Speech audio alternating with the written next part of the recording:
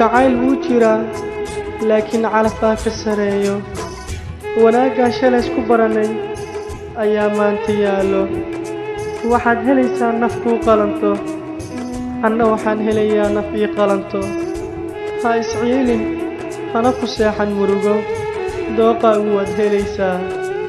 abwaankii wuxuu yidhi haddaad saaki ladan tahay sidaan kuu lamaaniyo soofir kuu irmaan tahay anna aan sumaysnahay alla waannu simannahay ha ku jeesjeesin naf ku jecel hana ka dhigan jacaylka kaftan iyo ciyaar